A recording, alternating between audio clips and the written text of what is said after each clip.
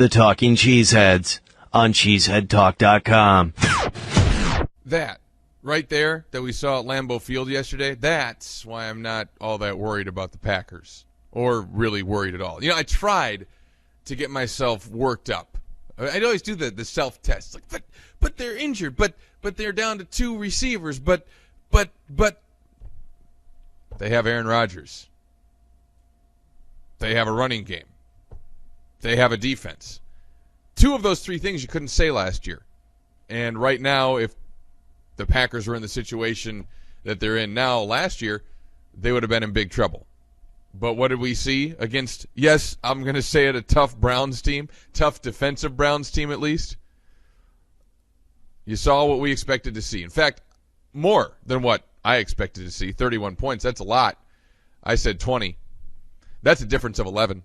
And it's because the Packers were able to do what they needed to do offensively to move the football down the field, whether it be pounding the ball with Eddie Lacy against that tough Browns front and making some hay, or Jared Boykin making some plays, or Jordy Nelson making a key short yardage catch here and there. They just did what they needed to do, and it goes back to the team working together, but also, of course, number 12, right? And that was the big difference before the game. He said, well, the Packers are going to win comfortably because they have number 12, and the Browns have whatever number Brandon Weeden is. Should be less than 0, quite frankly. Did you see his first 3 or 4 throws? It got to the point where I was stunned when he actually made a good throw later in the game. But, yeah, I understand your pain, Cleveland. I understand your pain. Having said that, one of the things that comes out of this game that I really like and I hope continues when guys come back and they're healthy is the check down, the short passes. It didn't happen all that much, but it happened enough to where the Packers kept making forward gains, and it was good. And I wish there would be more of that, because too many times when the Packers have their full complement, I see Aaron Rodgers holding the ball too long and taking sacks. So the dump down passes, it's almost like, I don't know, a West Coast offense. It's exciting to see.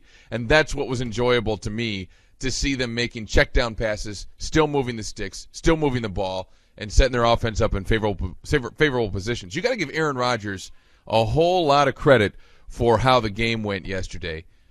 He knew he had a certain way he needed to play to come in, manage the game, not to his full throttle attack mode the way he's usually in, and he did it.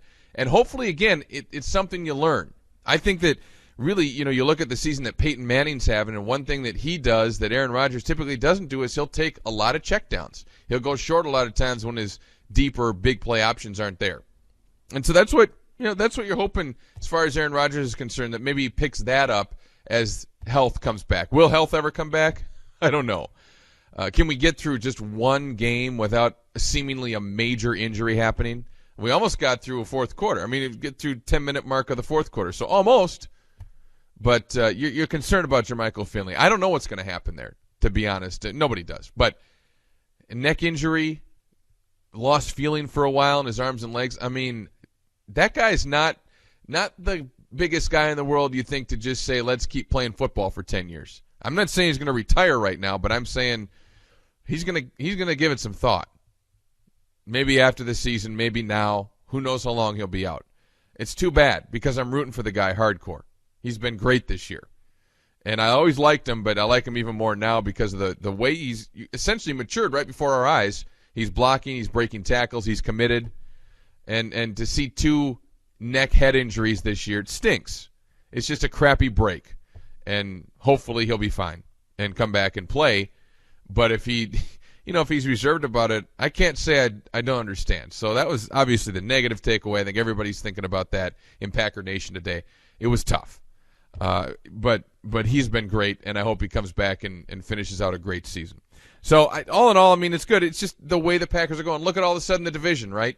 3 weeks ago, the Packers going to the bye, we're thinking, oh, man, they're never going to catch the Bears or the Lions. Yeah, really?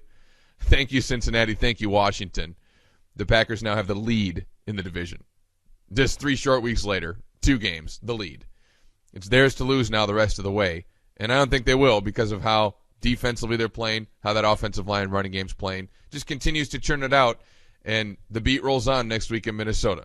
The Talking Cheeseheads on CheeseheadTalk.com.